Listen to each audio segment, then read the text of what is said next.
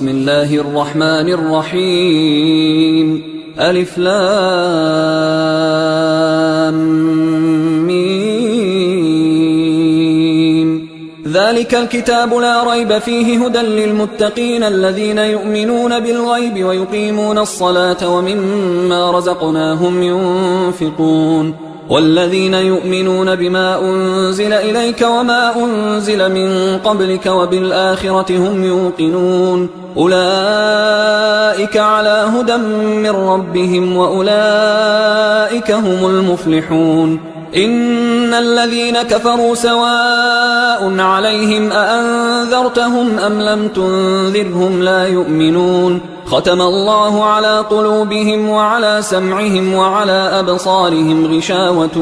ولهم عذاب عظيم ومن الناس من يقول آمنا بالله وباليوم الآخر وما هم بمؤمنين يخادعون الله والذين آمنوا وما يخدعون إلا أنفسهم وما يشعرون في قلوبهم مرض فزادهم الله مرضا ولهم عذاب أليم بما كانوا يكذبون وإذا قيل لهم لا تفسدوا في الأرض قالوا إنما نحن مصلحون ألا إنهم هم المفسدون ولكن لا يشعرون وإذا قيل لهم آمنوا كما آمن الناس قالوا أنؤمن كما آمن السفهاء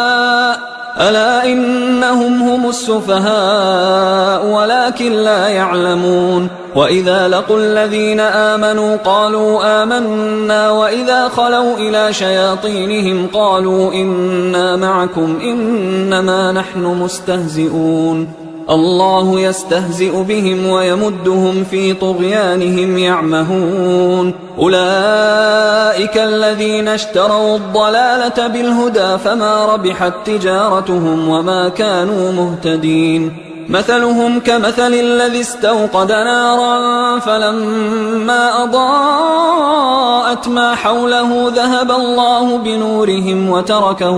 وتركهم في ظلمات لا يبصرون صم بكم عمي فهم لا يرجعون أو كصيب من السماء فيه ظلمات ورعد وبرق يجعلون أصابعهم في آذانهم من الصواعق حذر الموت والله محيط بالكافرين يكاد البرق يخطف أبصارهم كلما أضاء لهم مشوا فيه وإذا أظلم عليهم قاموا ولو شاء الله لذهب بسمعهم وأبصارهم إن الله على كل شيء قدير يا أيها الناس اعبدوا ربكم الذي خلقكم والذين من قبلكم لعلكم تتقون الذي جعل لكم الأرض فراشا والسماء بناء وأنزل من السماء ماء فأخرج به من الثمرات رزقا لكم فلا تجعلوا لله أندادا وأنتم تعلمون وإن كنتم في ريب مما نزلنا على عبدنا فأتوا بسورة من مثله وادعوا شهداءكم من دون الله إن كنتم صادقين فإن لم تفعلوا ولن تفعلوا فاتقوا النار التي وقودها الناس والحجارة أعدت للكافرين وبشر الذين آمنوا وعملوا الصالحات أن لهم جنات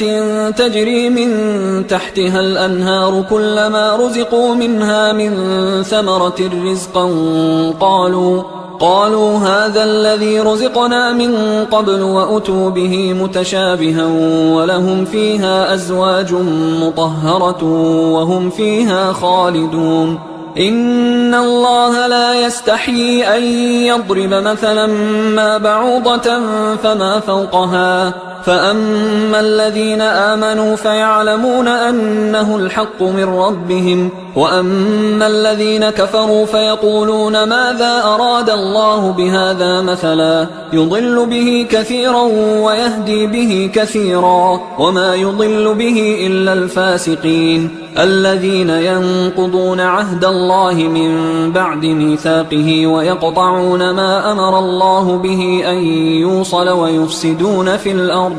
أولئك هم الخاسرون. كيف تكفرون بالله وكنتم أمواتا فأحياكم ثم يميتكم ثم يحييكم ثم إليه ترجعون. هو الذي خلق لكم ما في الأرض جميعا ثم استوى إلى السماء فسواهن 7 سماوات وهو بكل شيء عليم. وإذ قال ربك للملائكة إني جاعل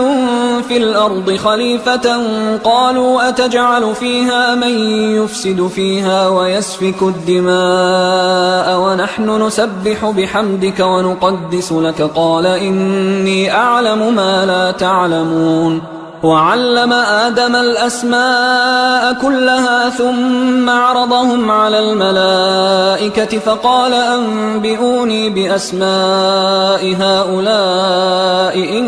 كنتم صادقين. قالوا سبحانك لا علم لنا إلا ما علمتنا إنك أنت العليم الحكيم. قال يا آدم أنبئهم بأسمائهم فلما أنبأهم بأسمائهم قال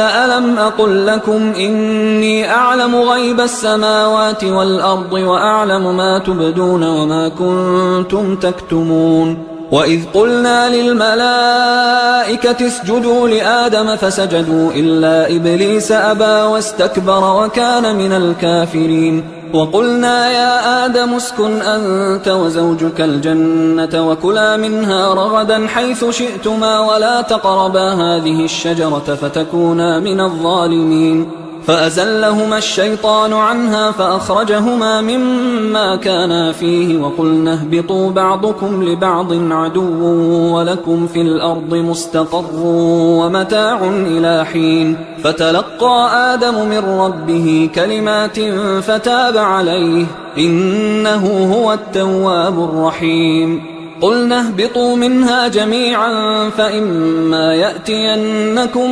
مني هدى فمن تبع هداي فلا خوف عليهم ولا هم يحزنون. والذين كفروا وكذبوا بآياتنا أولئك أصحاب النار هم فيها خالدون. يا بني إسرائيل اذكروا نعمتي التي أنعمت عليكم وأوفوا بعهدي أوف بعهدكم وإياي فارهبون. وآمنوا بما أنزلت مصدقا لما معكم ولا تكونوا أول كافر به ولا تشتروا بآياتي ثمنا قليلا وإياي فاتقون. ولا تلبسوا الحق بالباطل وتكتموا الحق وأنتم تعلمون. وأقيموا الصلاة وآتوا الزكاة واركعوا مع الراكعين. أتأمرون الناس بالبر وتنسون أنفسكم وأنتم تتلون الكتاب أفلا تعقلون. واستعينوا بالصبر والصلاة وإنها لكبيرة إلا على الخاشعين الذين يظنون أنهم ملاقو ربهم وأنهم إليه راجعون. يا بني إسرائيل اذكروا نعمتي التي أنعمت عليكم وأني فضلتكم على العالمين. واتقوا يوما لا تجزي نفس عن نفس شيئا ولا يقبل منها شفاعة ولا يؤخذ منها عدل ولا هم ينصرون. وإذ نجيناكم من آل فرعون يسومونكم سوء العذاب يذبحون أبناءكم ويستحيون نساءكم وفي ذلكم بلاء من ربكم عظيم. وإذ فرقنا بكم البحر فأنجيناكم وأغرقنا آل فرعون وأنتم تنظرون. وإذ واعدنا موسى 40 ليلة ثم اتخذتم العجل من بعده وأنتم ظالمون. ثم عفونا عنكم من بعد ذلك لعلكم تشكرون وإذ آتينا موسى الكتاب والفرقان لعلكم تهتدون وإذ قال موسى لقومه يا قوم إنكم ظلمتم أنفسكم باتخاذكم العجل فتوبوا إلى بارئكم فاقتلوا أنفسكم ذلكم خير لكم عند بارئكم فتاب عليكم إنه هو التواب الرحيم وإذ قلتم يا موسى لن نؤمن لك حتى نرى الله جهرة فأخذتكم الصاعقة وأنتم تنظرون ثم بعثناكم من بعد موتكم لعلكم تشكرون وظللنا عليكم الغمام وأنزلنا عليكم المن والسلوى كلوا من طيبات ما رزقناكم وما ظلمونا ولكن كانوا أنفسهم يظلمون وإذ قلنا ادخلوا هذه القرية فكلوا منها حيث شئتم رغدا وادخلوا الباب سجدا وقولوا حطة نغفر لكم خطاياكم وسنزيد المحسنين فبدل الذين ظلموا قولا غير الذي قيل لهم فأنزلنا على الذين ظلموا رجزا من السماء بما كانوا يفسقون وإذ استسقى موسى لقومه فقلنا اضرب بعصاك الحجر فانفجرت منه 12 عينا قد علم كل أناس مشربهم كلوا واشربوا من رزق الله ولا تعثوا في الأرض مفسدين وإذ قلتم يا موسى لن نصبر على طعام واحد فادع لنا ربك يخرج لنا مما تنبت الأرض من بقلها وقثائها وفومها وعدسها وبصلها قال أتستبدلون الذي هو أدنى بالذي هو خير اهبطوا مصرا فإن لكم ما سألتم وضربت عليهم الذلة والمسكنة وباءوا بغضب من الله ذلك بأنهم كانوا يكفرون بآيات الله ويقتلون النبيين بغير الحق ذلك بما عصوا وكانوا يعتدون إن الذين آمنوا والذين هادوا والنصارى والصابئين من آمن بالله واليوم الآخر وعمل صالحا فلهم أجرهم عند ربهم ولا خوف عليهم ولا هم يحزنون وإذ أخذنا ميثاقكم ورفعنا فوقكم الطور خذوا ما آتيناكم بقوة واذكروا ما فيه لعلكم تتقون ثم توليتم من بعد ذلك فلولا فضل الله عليكم ورحمته لكنتم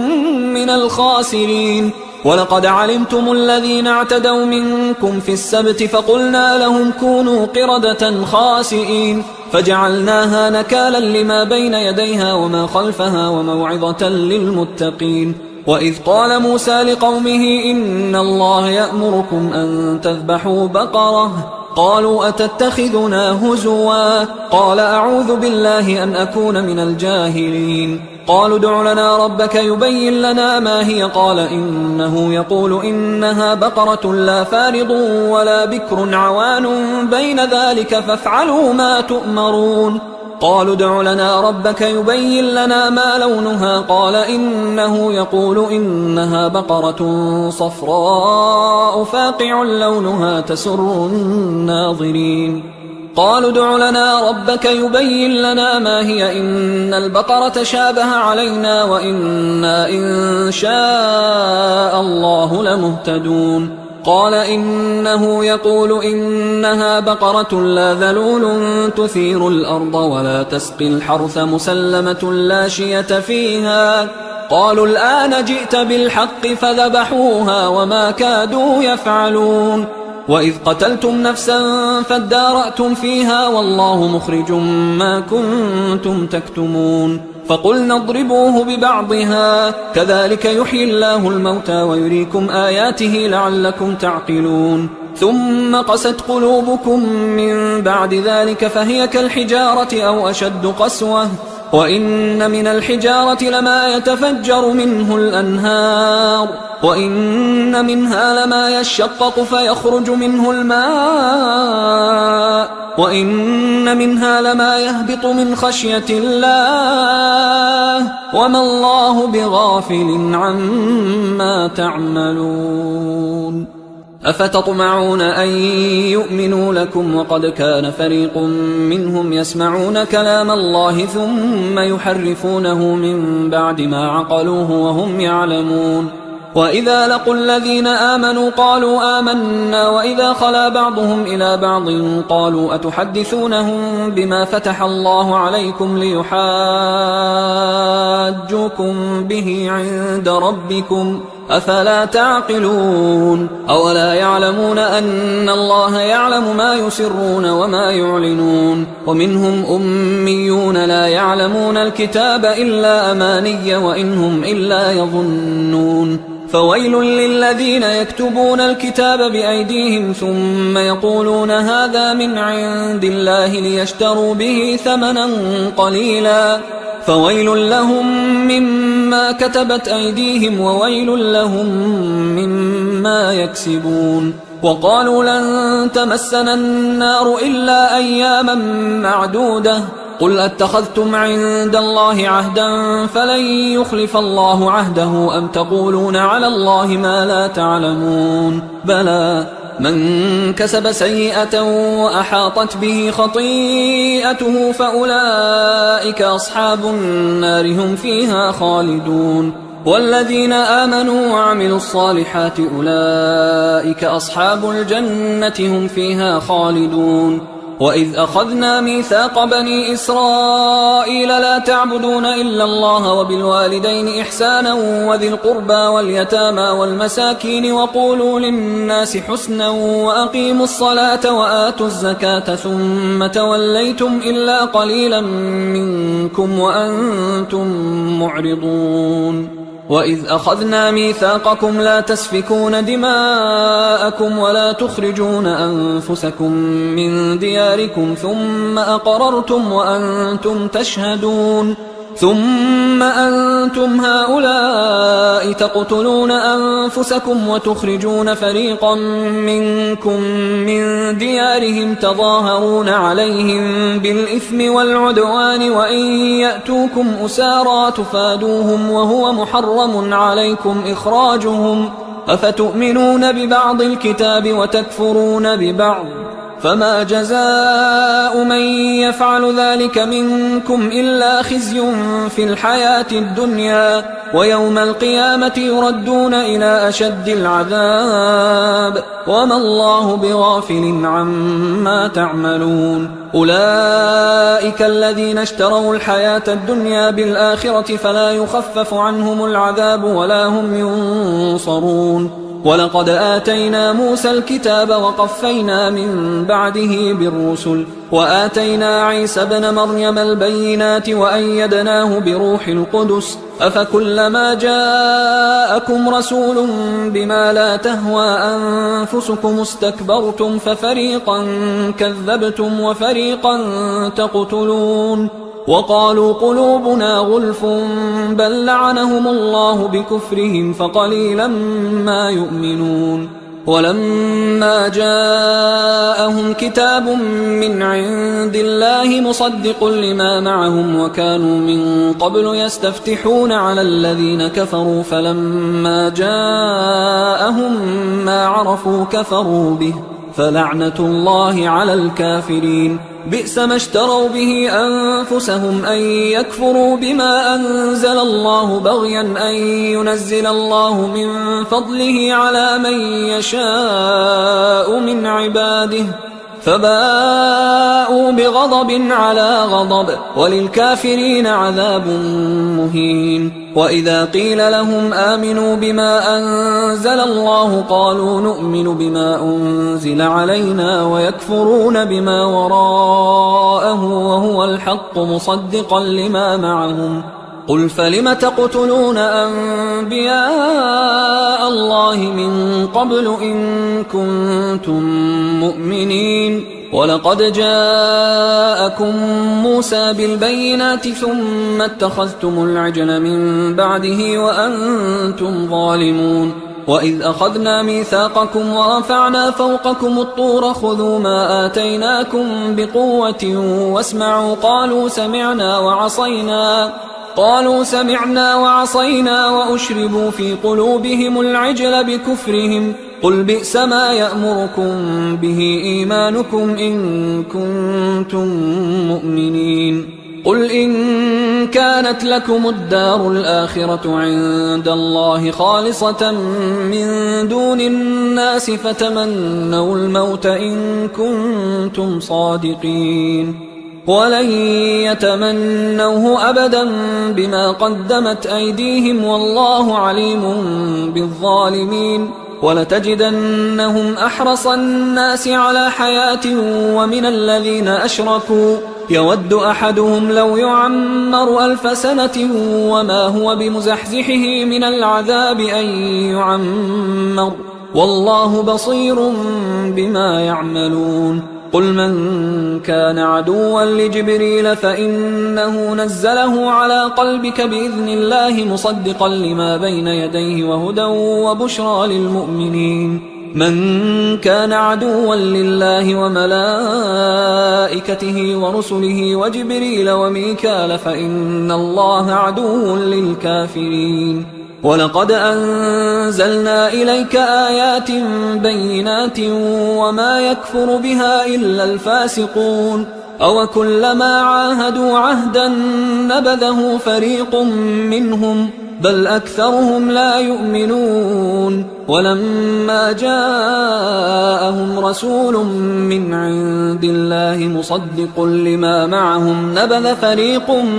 من الذين أوتوا الكتاب كتاب الله وراء ظهورهم كأنهم لا يعلمون واتبعوا ما تتلو الشياطين على ملك سليمان وما كفر سليمان ولكن الشياطين كفروا يعلمون الناس السحر وما أنزل على الملكين ببابل هاروت وماروت وما يعلمان من أحد حتى يقولا إنما نحن فتنة فلا تكفر فيتعلمون منهما ما يفرقون به بين المرء وزوجه وما هم بضارين به من أحد إلا بإذن الله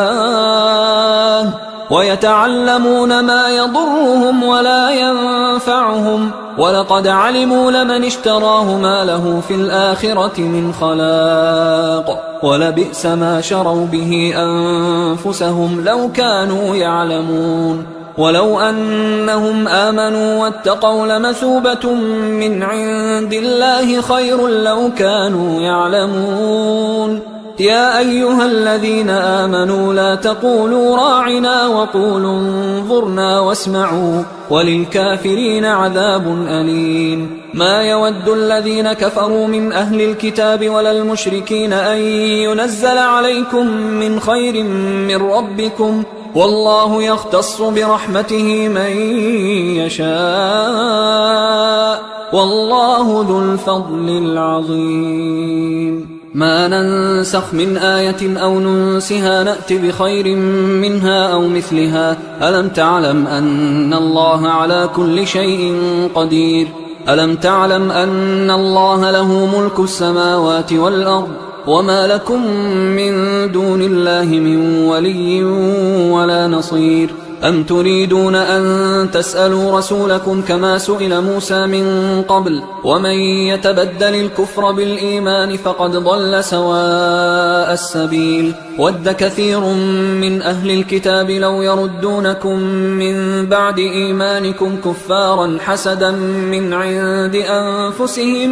من بعد ما تبين لهم الحق فاعفوا واصفحوا حتى يأتي الله بأمره إن الله على كل شيء قدير وأقيموا الصلاة وآتوا الزكاة وما تقدموا لأنفسكم من خير تجدوه عند الله إن الله بما تعملون بصير وقالوا لن يدخل الجنة إلا من كان هودا أو نصارى تلك أمانيهم قل هاتوا برهانكم إن كنتم صادقين بلى من أسلم وجهه لله وهو محسن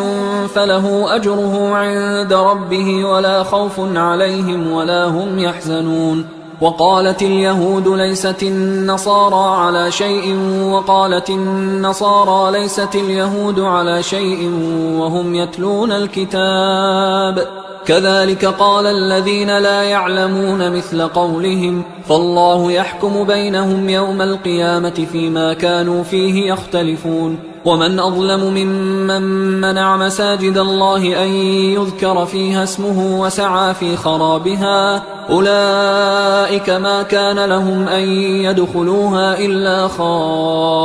خائفين لهم في الدنيا خزي ولهم في الآخرة عذاب عظيم ولله المشرق والمغرب فأينما تولوا فثم وجه الله إن الله واسع عليم وقالوا اتخذ الله ولدا سبحانه بل له ما في السماوات والأرض كل له قانتون بديع السماوات والأرض وإذا قضى أمرا فإنما يقول له كن فيكون وقال الذين لا يعلمون لولا يكلمنا الله أو تأتينا آية كذلك قال الذين من قبلهم مثل قولهم تشابهت قلوبهم قد بينا الآيات لقوم يوقنون إنا أرسلناك بالحق بشيرا ونذيرا ولا تسأل عن أصحاب الجحيم ولن ترضى عنك اليهود ولا النصارى حتى تتبع ملتهم قل إن هدى الله هو الهدى ولئن اتبعت أهواءهم بعد الذي جاءك من العلم ما لك من الله من ولي ولا نصير الذين آتيناهم الكتاب يتلونه حق تلاوته أولئك يؤمنون به ومن يكفر به فأولئك هم الخاسرون يا بني إسرائيل اذكروا نعمتي التي أنعمت عليكم وأني فضلتكم على العالمين واتقوا يوما لا تجزي نفس عن نفس شيئا ولا يقبل منها عدل ولا تنفعها شفاعة ولا هم ينصرون وإذ ابتلى إبراهيم ربه بكلمات فأتمهن قال إني جاعلك للناس إماما قال ومن ذريتي قال لا ينال عهد الظالمين وإذ جعلنا البيت مثابة للناس وأمنا واتخذوا من مقام إبراهيم مصلى وعهدنا إلى إبراهيم وإسماعيل أن طهرا بيتي للطائفين والعاكفين والركع السجود وإذ قال إبراهيم رب اجعل هذا بلدا آمنا وارزق أهله من الثمرات من آمن منهم بالله واليوم الآخر قال ومن كفر فأمتعه قليلا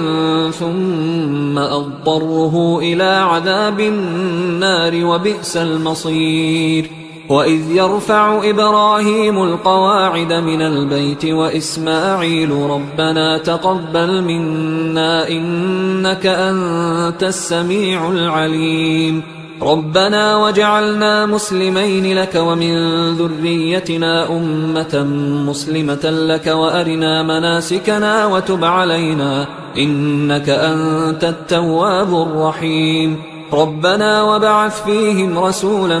منهم يتلو عليهم آياتك ويعلمهم الكتاب والحكمة ويزكيهم إنك أنت العزيز الحكيم ومن يرغب عن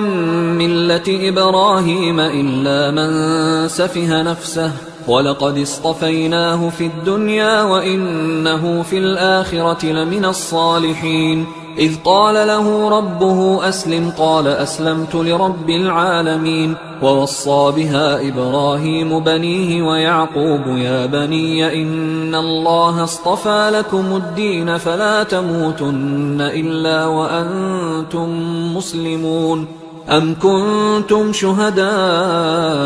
إذ حضر يعقوب الموت إذ قال لبنيه ما تعبدون من بعدي قالوا نعبد إلهك وإله آبائك إبراهيم وإسماعيل وإسحاق إلها واحدا ونحن له مسلمون. تلك أمة قد خلت لها ما كسبت ولكم ما كسبتم ولا تسألون عما كانوا يعملون. وقالوا كونوا هودا أو نصارى تهتدوا قل بل ملة إبراهيم حنيفا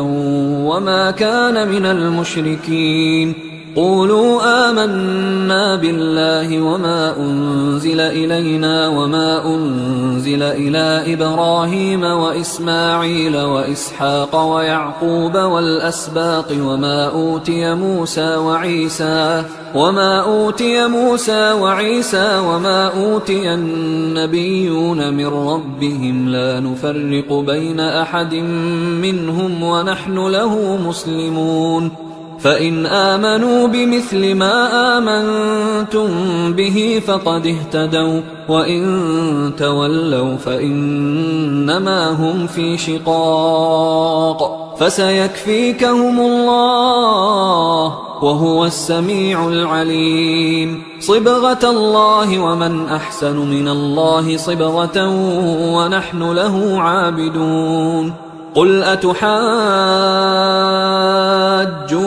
في الله وهو ربنا وربكم ولنا أعمالنا ولكم أعمالكم ونحن له مخلصون. أم تقولون إن إبراهيم وإسماعيل وإسحاق ويعقوب والأسباط كانوا هودا أو نصارى قل أأنتم أعلم أم الله ومن أظلم ممن كتم شهادة عنده من الله وما الله بغافل عما تعملون. تلك أمة قد خلت لها ما كسبت ولكم ما كسبتم ولا تسألون عما كانوا يعملون. سيقول السفهاء من الناس ما ولاهم عن قبلتهم التي كانوا عليها قل لله المشرق والمغرب يهدي من يشاء إلى صراط مستقيم. وكذلك جعلناكم أمة وسطا لتكونوا شهداء على الناس ويكون الرسول عليكم شهيدا. وما جعلنا القبلة التي كنت عليها إلا لنعلم من يتبع الرسول ممن ينقلب على عقبيه وإن كانت لكبيرة إلا على الذين هدى الله وما كان الله ليضيع إيمانكم إن الله بالناس لرؤوف رحيم. قد نرى تقلب وجهك في السماء فلنولينك قبلة ترضاها فول وجهك شطر المسجد الحرام وحيث ما كنتم فولوا وجوهكم شطره وإن الذين أوتوا الكتاب ليعلمون أنه الحق من ربهم وما الله بغافل عما يعملون. ولئن أتيت الذين أوتوا الكتاب بكل آية ما تبعوا قبلتك وما أنت بتابع قبلتهم وما بعضهم بتابع قبلة بعض ولئن اتبعت أهواءهم من بعد ما جاءك من العلم إنك إذا لمن الظالمين. الذين آتيناهم الكتاب يعرفونه كما يعرفون أبناءهم وإن فريقا منهم ليكتمون الحق وهم يعلمون الحق من ربك فلا تكونن من الممترين ولكل وجهة هو موليها فاستبقوا الخيرات أينما تكونوا يأت بكم الله جميعا إن الله على كل شيء قدير ومن حيث خرجت فول وجهك شطر المسجد الحرام وإنه للحق من ربك وما الله بغافل عما تعملون ومن حيث خرجت فول وجهك شطر المسجد الحرام وحيث ما كنتم فولوا وجوهكم شطره لئلا يكون للناس عليكم حجة إلا الذين ظلموا منهم فلا تخشوهم واخشوني ولأتم نعمتي عليكم ولعلكم تهتدون كما أرسلنا فيكم رسولا منكم يتلو عليكم آياتنا ويزكيكم ويعلمكم الكتاب والحكمة ويعلمكم ما لم تكونوا تعلمون فاذكروني أذكركم واشكروا لي ولا تكفرون يا أيها الذين آمنوا استعينوا بالصبر والصلاة إن الله مع الصابرين ولا تقولوا لمن يقتل في سبيل الله أموات بل أحياء ولكن لا تشعرون ولنبلونكم بشيء من الخوف والجوع ونقص من الأموال والأنفس والثمرات وبشر الصابرين الذين إذا أصابتهم مصيبة قالوا إنا لله وإنا إليه راجعون أولئك عليهم صلوات من ربهم ورحمة وأولئك هم المهتدون إن الصفا والمروة من شعائر الله فمن حج البيت أو اعتمر فلا جناح عليه أن يطوف بهما ومن تطوع خيرا فإن الله شاكر عليم إن الذين يكتمون ما أنزلنا من البينات والهدى من بعد ما بيناه للناس في الكتاب أولئك يلعنهم الله ويلعنهم اللاعنون إلا الذين تابوا وأصلحوا وبينوا فأولئك أتوب عليهم وأنا التواب الرحيم إن الذين كفروا وماتوا وهم كفار أولئك عليهم لعنة الله والملائكة والناس أجمعين خالدين فيها لا يخفف عنهم العذاب ولا هم ينظرون وإلهكم إله واحد لا إله إلا هو الرحمن الرحيم إن في خلق السماوات والأرض واختلاف الليل والنهار والفلك التي تجري في البحر بما ينفع الناس وما أنزل الله من السماء من ماء فأحيا به الأرض بعد موتها وبث فيها من كل دابة وتصريف الرياح والسحاب المسخر بين السماء والأرض لآيات لقوم يعقلون ومن الناس من يتخذ من دون الله أندادا يحبونهم كحب الله والذين آمنوا أشد حبا لله ولو يرى الذين ظلموا إذ يرون العذاب أن القوة لله جميعا وأن الله شديد العذاب إذ تبرأ الذين اتبعوا من الذين اتبعوا ورأوا العذاب وتقطعت بهم الأسباب وقال الذين اتبعوا لو أن لنا كرة فنتبرأ منهم كما تبرأوا منا كذلك يريهم الله أعمالهم حسرات عليهم وما هم بخارجين من النار يا أيها الناس كلوا مما في الأرض حلالا طيبا ولا تتبعوا خطوات الشيطان إنه لكم عدو مبين إنما يأمركم بالسوء والفحشاء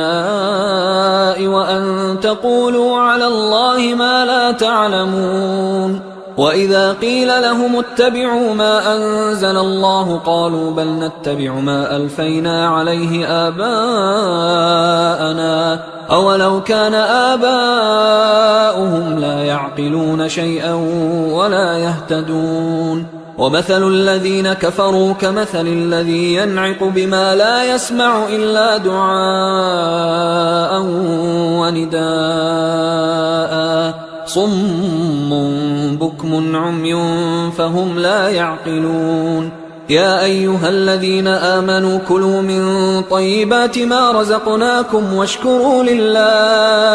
واشكروا لله إن كنتم إياه تعبدون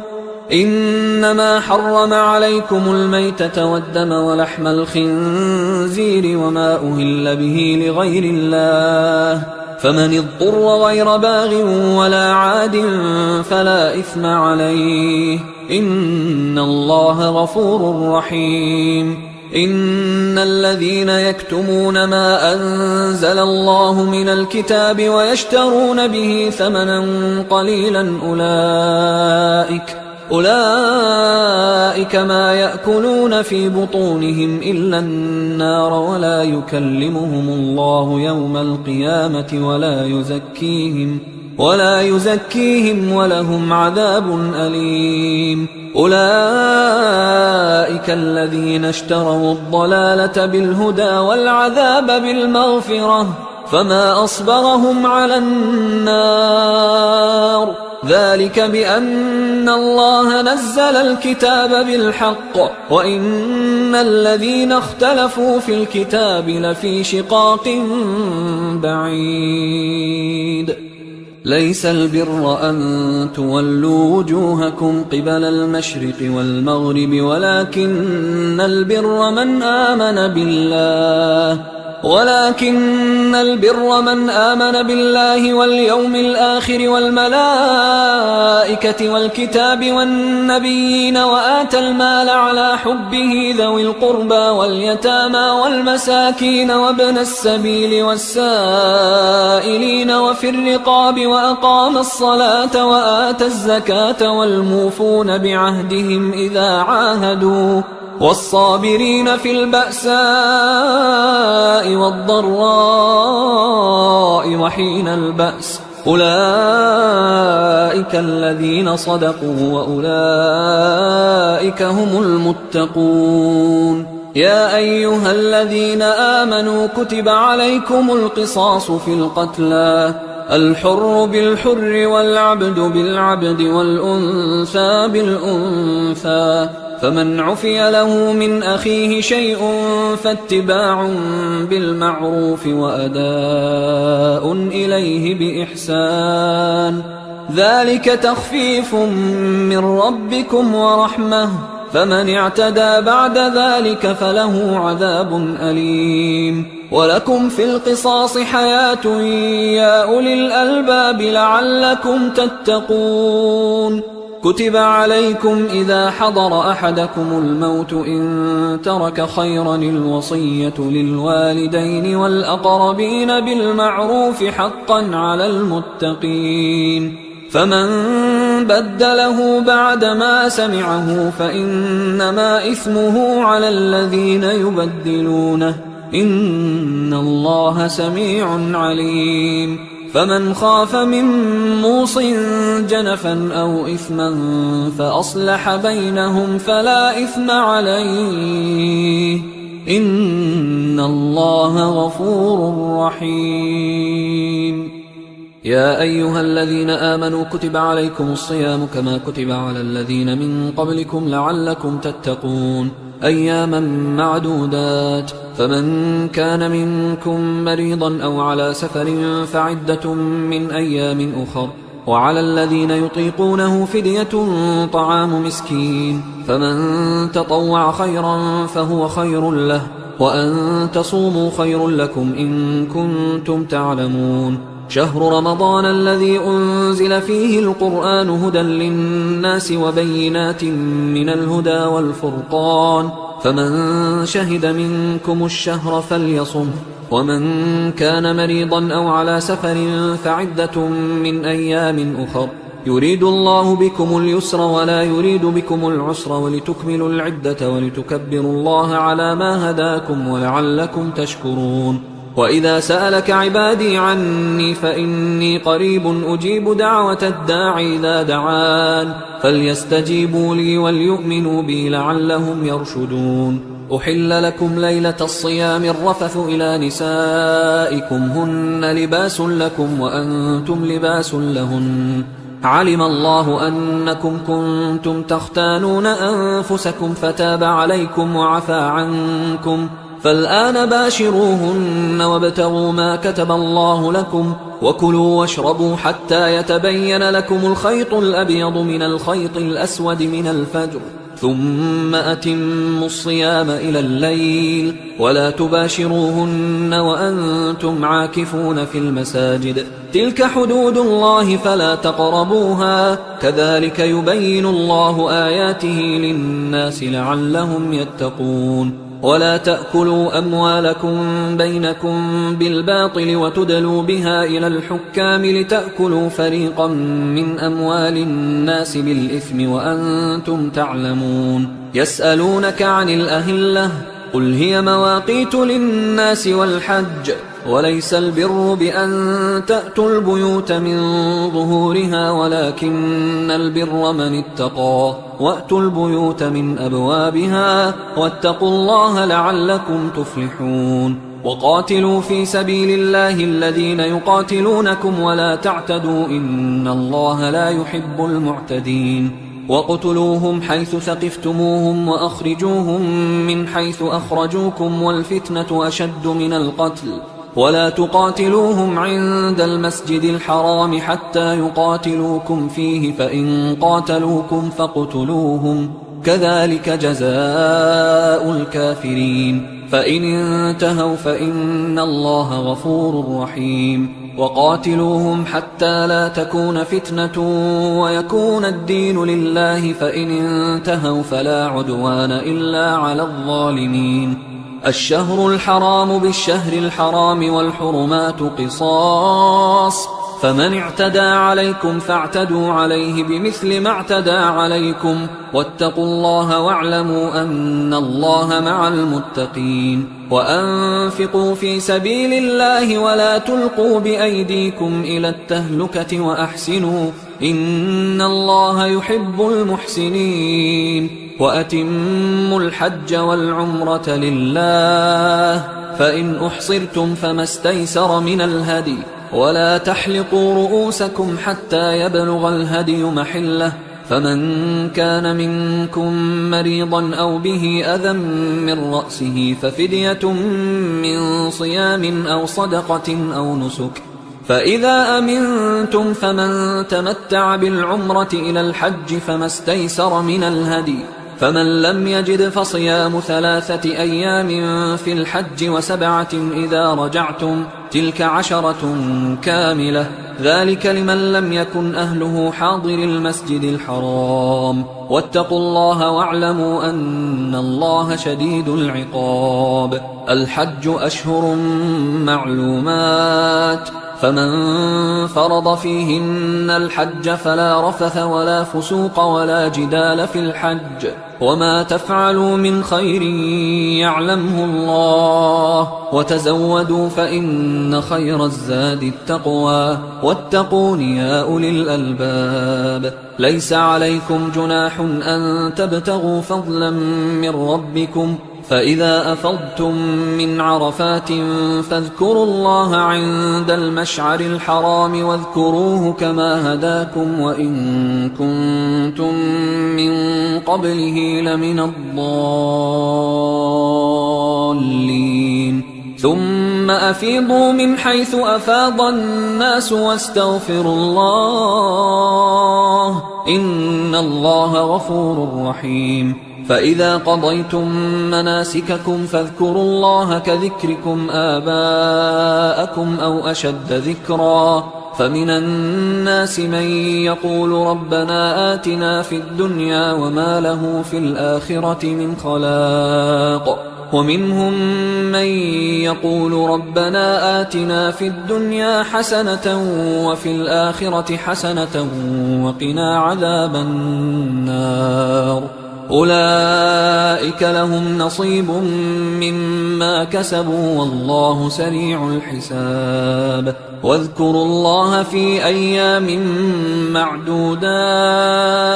فمن تعجل في يومين فلا إثم عليه ومن تأخر فلا إثم عليه لمن اتقى واتقوا الله واعلموا أنكم إليه تحشرون ومن الناس من يعجبك قوله في الحياة الدنيا ويشهد الله على ما في قلبه وهو ألد الخصام وإذا تولى سعى في الأرض ليفسد فيها ويهلك الحرث والنسل والله لا يحب الفساد وإذا قيل له اتق الله أخذته العزة بالإثم فحسبه جهنم ولبئس المهاد ومن الناس من يشري نفسه ابتغاء مرضات الله والله رؤوف بالعباد يا أيها الذين آمنوا ادخلوا في السلم كافة ولا تتبعوا خطوات الشيطان إنه لكم عدو مبين فإن زللتم من بعد ما جاءتكم البينات فاعلموا أن الله عزيز حكيم هل ينظرون إلا أن يأتيهم الله في ظلل من الغمام والملائكة وقضي الأمر وإلى الله ترجع الأمور سل بني إسرائيل كم آتيناهم من آية بينة ومن يبدل نعمة الله من بعد ما جاءته فإن الله شديد العقاب زين للذين كفروا الحياة الدنيا ويسخرون من الذين آمنوا والذين اتقوا فوقهم يوم القيامة والله يرزق من يشاء بغير حساب كان الناس أمة واحدة فبعث الله النبيين مبشرين ومنذرين وأنزل معهم الكتاب بالحق ليحكم بين الناس فيما اختلفوا فيه وما اختلف فيه إلا الذين أوتوه من بعد ما جاءتهم البينات بغيا بينهم فهدى الله الذين آمنوا لما اختلفوا فيه من الحق بإذنه والله يهدي من يشاء إلى صراط مستقيم أم حسبتم أن تدخلوا الجنة ولما يأتكم مثل الذين خلوا من قبلكم مستهم البأساء والضراء وزلزلوا حتى يقول الرسول والذين آمنوا معه متى نصر الله ألا إن نصر الله قريب يسألونك ماذا ينفقون قل ما أنفقتم من خير فللوالدين والأقربين واليتامى والمساكين وابن السبيل وما تفعلوا من خير فإن الله به عليم كتب عليكم القتال وهو كره لكم وعسى أن تكرهوا شيئا وهو خير لكم وعسى أن تحبوا شيئا وهو شر لكم والله يعلم وأنتم لا تعلمون يسألونك عن الشهر الحرام قتال فيه قل قتال فيه كبير وصد عن سبيل الله وكفر به والمسجد الحرام وإخراج أهله منه أكبر عند الله والفتنة أكبر من القتل ولا يزالون يقاتلونكم حتى يردوكم عن دينكم إن استطاعوا ومن يرتدد منكم عن دينه فيمت وهو كافر فأولئك حبطت أعمالهم في الدنيا والآخرة وأولئك أصحاب النار هم فيها خالدون إن الذين آمنوا والذين هاجروا وجاهدوا في سبيل الله أولئك يرجون رحمة الله والله غفور رحيم يسألونك عن الخمر والميسر قل فيهما إثم كبير ومنافع للناس وإثمهما أكبر من نفعهما ويسألونك ماذا ينفقون قل العفو كذلك يبين الله لكم الآيات لعلكم تتفكرون في الدنيا والآخرة ويسألونك عن اليتامى قل إصلاح لهم خير وإن تخالطوهم فإخوانكم والله يعلم المفسد من المصلح ولو شاء الله لأعنتكم إن الله عزيز حكيم ولا تنكحوا المشركات حتى يؤمنوا ولأمة مؤمنة خير من مشركة ولو أعجبتكم ولا تنكحوا المشركين حتى يؤمنوا ولعبد مؤمن خير من مشرك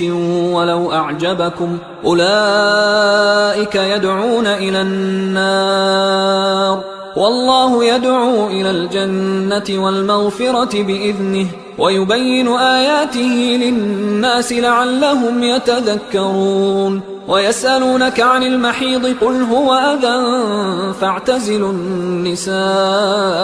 في المحيض ولا تقربوهن حتى يطهرن فإذا تطهرن فأتوهن من حيث أمركم الله إن الله يحب التوابين ويحب المتطهرين نساؤكم حرث لكم فأتوا حرثكم أنى شئتم وقدموا لأنفسكم واتقوا الله واعلموا أنكم ملاقوه وبشر المؤمنين ولا تجعلوا الله عرضة لأيمانكم أن تبروا وتتقوا وتصلحوا بين الناس والله سميع عليم لا يؤاخذكم الله باللغو في أيمانكم ولكن يؤاخذكم بما كسبت قلوبكم والله غفور حليم للذين يؤلون من نسائهم تربص 4 أشهر فإن فاءوا فإن الله غفور رحيم وإن عزموا الطلاق فإن الله سميع عليم والمطلقات يتربصن بأنفسهن 3 قروء ولا يحل لهن أن يكتمن ما خلق الله في أرحامهن إن كن يؤمن بالله واليوم الآخر وبعولتهن أحق بردهن في ذلك إن أرادوا إصلاحا ولهن مثل الذي عليهن بالمعروف وللرجال عليهن درجة والله عزيز حكيم الطلاق 2 مرتان فإمساك بمعروف أو تسريح بإحسان ولا يحل لكم أن تأخذوا مما آتيتموهن شيئا إلا أن يخافا ألا يقيما حدود الله فإن خفتم ألا يقيما حدود الله فلا جناح عليهما فيما افتدت به تلك حدود الله فلا تعتدوها ومن يتعد حدود الله فأولئك هم الظالمون. فإن طلقها فلا تحل له من بعد حتى تنكح زوجا غيره، فإن طلقها فلا جناح عليهما أن يتراجعا إن ظنا أن يقيما حدود الله، وتلك حدود الله يبينها لقوم يعلمون. وإذا طلقتم النساء فبلغن أجلهن فأمسكوهن بمعروف أو سرحوهن بمعروف، ولا تمسكوهن ضرارا لتعتدوا، ومن يفعل ذلك فقد ظلم نفسه. ولا تتخذوا آيات الله هزوا، واذكروا نعمة الله عليكم وما أنزل عليكم من الكتاب والحكمة يعظكم به، واتقوا الله واعلموا أن الله بكل شيء عليم. وإذا طلقتم النساء فبلغن أجلهن فلا تعضلوهن أن ينكحن أزواجهن إذا تراضوا بينهم بالمعروف، ذلك يوعظ به من كان منكم يؤمن بالله واليوم الآخر، ذلكم أزكى لكم وأطهر، والله يعلم وأنتم لا تعلمون. والوالدات يرضعن أولادهن حولين كاملين لمن أراد أن يتم الرضاعة، وعلى المولود له رزقهن وكسوتهن بالمعروف، لا تكلف نفس إلا وسعها، لا تضار والدة بولدها ولا مولود له بولده، وعلى الوارث مثل ذلك، فإن أرادا فصالا عن تراض منهما وتشاور فلا جناح عليهما. وإن أردتم أن تسترضعوا أولادكم فلا جناح عليكم إذا سلمتم ما آتيتم بالمعروف، واتقوا الله واعلموا أن الله بما تعملون بصير. والذين يتوفون منكم ويذرون أزواجا يتربصن بأنفسهن 4 أشهر و10، فإذا بلغن أجلهن فلا جناح عليكم فيما فعلن في أنفسهن بالمعروف، والله بما تعملون خبير. ولا جناح عليكم فيما عرضتم به من خطبة النساء أو أكننتم في أنفسكم، علم الله أنكم ستذكرونهن ولكن لا تواعدوهن سرا إلا أن تقولوا قولا معروفا، ولا تعزموا عقدة النكاح حتى يبلغ الكتاب أجله، واعلموا أن الله يعلم ما في أنفسكم فاحذروه، واعلموا أن الله غفور حليم. لا جناح عليكم إن طلقتم النساء ما لم تمسوهن أو تفرضوا لهن فريضة، ومتعوهن على الموسع قدره وعلى المقتر قدره متاعا بالمعروف حقا على المحسنين. وإن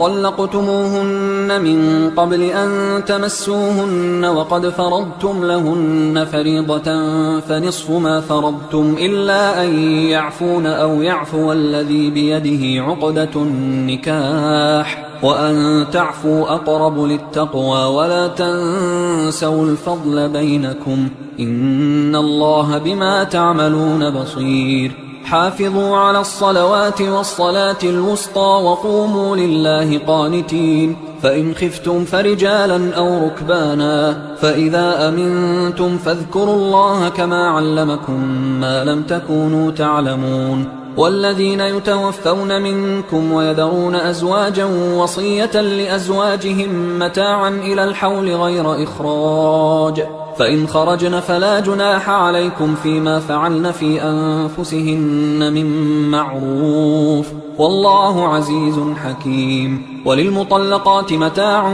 بالمعروف حقا على المتقين، كذلك يبين الله لكم آياته لعلكم تعقلون. ألم تر إلى الذين خرجوا من ديارهم وهم ألوف حذر الموت فقال لهم الله موتوا ثم أحياهم، إن الله لذو فضل على الناس ولكن أكثر الناس لا يشكرون وقاتلوا في سبيل الله واعلموا أن الله سميع عليم من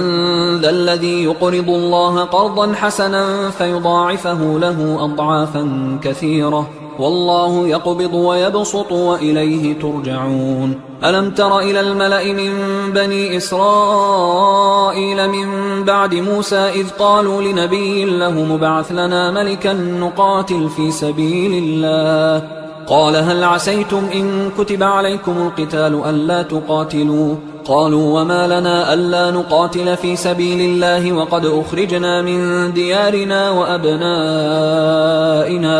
فلما كتب عليهم القتال تولوا إلا قليلا منهم والله عليم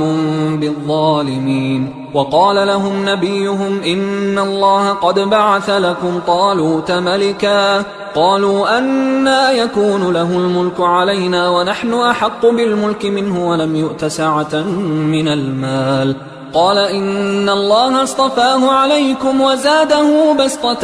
في العلم والجسم والله يؤتي ملكه من يشاء والله واسع عليم وقال لهم نبيهم إن آية ملكه أن يأتيكم التابوت فيه سكينة من ربكم وبقية مما ترك آل موسى وآل هارون تحمله الملائكة إن في ذلك لآية لكم إن كنتم مؤمنين فلما فصل طالوت بالجنود قال إن الله مبتليكم بنهر فمن شرب منه فليس مني ومن لم يطعمه فإنه مني إلا من اغترف غرفة بيده فشربوا منه إلا قليلا منهم فلما جاوزه هو والذين آمنوا معه قالوا لا طاقة لنا اليوم بجالوت وجنوده قال الذين يظنون أنهم ملاقوا الله كم من فئة قليلة غلبت فئة كثيرة بإذن الله والله مع الصابرين ولما برزوا لجالوت وجنوده قالوا ربنا أفرغ علينا صبرا وثبت أقدامنا وانصرنا على القوم الكافرين فهزموهم بإذن الله وقتل داود جالوت وآتاه الله الملك والحكمة وعلمه مما يشاء ولولا دفع الله الناس بعضهم ببعض لفسدت الأرض ولكن الله ذو فضل على العالمين تلك آيات الله نتلوها عليك بالحق وإنك لمن المرسلين تلك الرسل فضلنا بعضهم على بعض منهم من كلم الله ورفع بعضهم درجات وآتينا عيسى ابن مريم البينات وأيدناه بروح القدس ولو شاء الله ما اقتتل الذين من بعدهم من بعد ما جاءتهم البينات ولكن اختلفوا فمنهم من آمن ومنهم من كفر ولو شاء الله ما اقتتلوا ولكن الله يفعل ما يريد يا أيها الذين آمنوا أنفقوا مما رزقناكم من قبل أن يأتي يوم لا بيع فيه ولا خلة ولا شفاعة والكافرون هم الظالمون الله لا إله إلا هو الحي القيوم لا تأخذه سنة ولا نوم له ما في السماوات وما في الأرض من ذا الذي يشفع عنده إلا بإذنه يعلم ما بين أيديهم وما خلفهم ولا يحيطون بشيء من علمه إلا بما شاء وسع كرسيه السماوات والأرض ولا يؤوده حفظهما وهو العلي العظيم لا إكراه في الدين قد تبين الرشد من الغي فمن يكفر بالطاغوت ويؤمن بالله فقد استمسك بالعروة الوثقى لا انفصام لها والله سميع عليم الله ولي الذين آمنوا يخرجهم من الظلمات إلى النور والذين كفروا أولياؤهم الطاغوت يخرجونهم من النور إلى الظلمات أولئك أصحاب النار هم فيها خالدون. ألم تر إلى الذي حاج إبراهيم في ربه أن آتاه الله الملك إذ قال إبراهيم ربي الذي يحيي ويميت قال أنا أحيي وأميت. قال إبراهيم فإن الله يأتي بالشمس من المشرق فأت بها من المغرب فبهت الذي كفر والله لا يهدي القوم الظالمين. أو كالذي مر على قرية وهي خاوية على عروشها قال أنى يحيي هذه الله بعد موتها فأماته الله 100 عام ثم بعثه قال كم لبثت قال لبثت يوما أو بعض يوم قال بل لبثت 100 عام فانظر إلى طعامك وشرابك لم يتسنه وانظر إلى حمارك ولنجعلك آية للناس وانظر إلى العظام كيف ننشزها ثم نكسوها لحما فلما تبين له قال أعلم أن الله على كل شيء قدير. وإذ قال إبراهيم رب أرني كيف تحيي الموتى قال أولم تؤمن قال بلى ولكن ليطمئن قلبي قال فخذ 4 من الطير فصرهن إليك ثم اجعل على كل جبل منهن جزءا ثم ادعهن يأتينك سعيا واعلم أن الله عزيز حكيم. مثل الذين ينفقون أموالهم في سبيل الله كمثل حبة أنبتت 7 سنابل في كل سنبلة 100 حبة والله يضاعف لمن يشاء والله واسع عليم. الذين ينفقون أموالهم في سبيل الله ثم لا يتبعون ما أنفقوا منا ولا أذى لهم أجرهم عند ربهم ولا خوف عليهم ولا هم يحزنون. قول معروف ومغفرة خير من صدقة يتبعها أذى والله غني حليم. يا أيها الذين آمنوا لا تبطلوا صدقاتكم بالمن والأذى كالذي ينفق ماله رئاء الناس ولا يؤمن بالله واليوم الآخر فمثله كمثل صفوان عليه تراب فأصابه وابل فتركه صلدا لا يقدرون على شيء مما كسبوا والله لا يهدي القوم الكافرين. ومثل الذين ينفقون أموالهم ابتغاء مرضات الله وتثبيتا من أنفسهم كمثل جنة بربوة أصابها وابل فآتت أكلها ضعفين فإن لم يصبها وابل فطل والله بما تعملون بصير. أيود أحدكم أن تكون له جنة من نخيل وأعناب تجري من تحتها الأنهار له فيها من كل الثمرات وأصابه الكبر وله ذرية ضعفاء فأصابها إعصار فيه نار فاحترقت كذلك يبين الله لكم الآيات لعلكم تتفكرون. يا أيها الذين آمنوا أنفقوا من طيبات ما كسبتم ومما أخرجنا لكم من الأرض ولا تيمموا الخبيث منه تنفقون ولستم بآخذيه إلا أن تغمضوا فيه واعلموا أن الله غني حميد. الشيطان يعدكم الفقر ويأمركم بالفحشاء والله يعدكم مغفرة منه وفضلا والله واسع عليم. يؤتي الحكمة من يشاء ومن يؤت الحكمة فقد أوتي خيرا كثيرا وما يذكر إلا أولو الألباب. وما أنفقتم من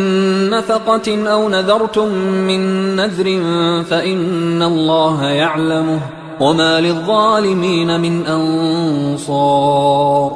إن تبدوا الصدقات فنعما هي وإن تخفوها وتؤتوها الفقراء فهو خير لكم ويكفر عنكم من سيئاتكم والله بما تعملون خبير ليس عليك هداهم ولكن الله يهدي من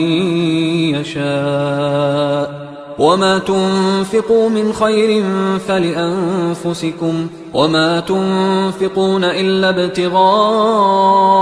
وجه الله وما تنفقوا من خير يوفى إليكم وأنتم لا تظلمون للفقراء الذين أحصروا في سبيل الله لا يستطيعون ضربا في الأرض يحسبهم الجاهل أغنياء من التعفف تعرفهم بسيماهم لا يسألون الناس إلحافا وما تنفقوا من خير فإن الله به عليم الذين ينفقون أموالهم بالليل والنهار سرا وعلانية فلهم أجرهم عند ربهم ولا خوف عليهم ولا هم يحزنون الذين يأكلون الربا لا يقومون إلا كما يقوم الذي يتخبطه الشيطان من المس ذلك بأنهم قالوا إنما البيع مثل الربا وأحل الله البيع وحرم الربا فمن جاءه موعظة من ربه فانتهى فله ما سلف وأمره إلى الله ومن عاد فأولئك أصحاب النار هم فيها خالدون يمحق الله الربا ويربي الصدقات والله لا يحب كل كفار أثيم إن الذين آمنوا وعملوا الصالحات وأقاموا الصلاة وآتوا الزكاة لهم أجرهم عند ربهم ولا خوف عليهم ولا هم يحزنون يا أيها الذين آمنوا اتقوا الله وذروا ما بقي من الربا إن كنتم مؤمنين فإن لم تفعلوا فأذنوا بحرب من الله ورسوله وإن تبتم فلكم رؤوس أموالكم لا تظلمون ولا تظلمون وإن كان ذو عسرة فنظرة إلى ميسرة وأن تصدقوا خير لكم إن كنتم تعلمون واتقوا يوما ترجعون فيه إلى الله ثم توفى كل نفس ما كسبت وهم لا يظلمون يا أيها الذين آمنوا إذا تداينتم بدين إلى أجل مسمى فاكتبوه وليكتب بينكم كاتب بالعدل ولا يأب كاتب أن يكتب كما علمه الله فليكتب وليملل الذي عليه الحق وليتق الله ربه ولا يبخس منه شيئا فإن كان الذي عليه الحق سفيها أو ضعيفا أو لا يستطيع أن يمله فليملل وليه بالعدل واستشهدوا شهيدين من رجالكم فإن لم يكونا رجلين فرجل وامرأتان ممن ترضون من الشهداء أن تضل إحداهما فتذكر إحداهما الأخرى ولا يأبى الشهداء إذا ما دعوا ولا تسأموا أن تكتبوه صغيرا أو كبيرا إلى أجله ذلكم أقسط عند الله وأقوم للشهادة وأدنى أن لا ترتابوا إلا أن تكون تجارة حاضرة تديرونها بينكم فليس عليكم جناح ألا تكتبوها وأشهدوا إذا تبايعتم ولا يضار كاتب ولا شهيد وإن تفعلوا فإنه فسوق بكم واتقوا الله ويعلمكم الله والله بكل شيء عليم. وإن كنتم على سفر ولم تجدوا كاتبا فرهان مقبوضة، فإن أمن بعضكم بعضا فليؤدي الذي اؤتمن أمانته وليتق الله ربه ولا تكتموا الشهادة، ومن يكتمها فإنه آثم قلبه والله بما تعملون عليم. لله ما في السماوات وما في الأرض، وإن تبدوا ما في أنفسكم أو تخفوه يحاسبكم به الله فيغفر لمن يشاء ويعذب من يشاء والله على كل شيء قدير. آمن الرسول بما أنزل إليه من ربه والمؤمنون كل آمن بالله وملائكته وكتبه ورسله لا نفرق بين أحد من رسله وقالوا سمعنا وأطعنا غفرانك ربنا وإليك المصير. لا يكلف الله نفسا إلا وسعها، لها ما كسبت وعليها ما اكتسبت. ربنا لا تؤاخذنا إن نسينا أو أخطأنا، ربنا ولا تحمل علينا إصرا كما حملته على الذين من قبلنا، ربنا ولا تحملنا ما لا طاقة لنا به، واعف عنا واغفر لنا وارحمنا أنت مولانا فانصرنا على القوم الكافرين. حصريا على قارئ القرآن.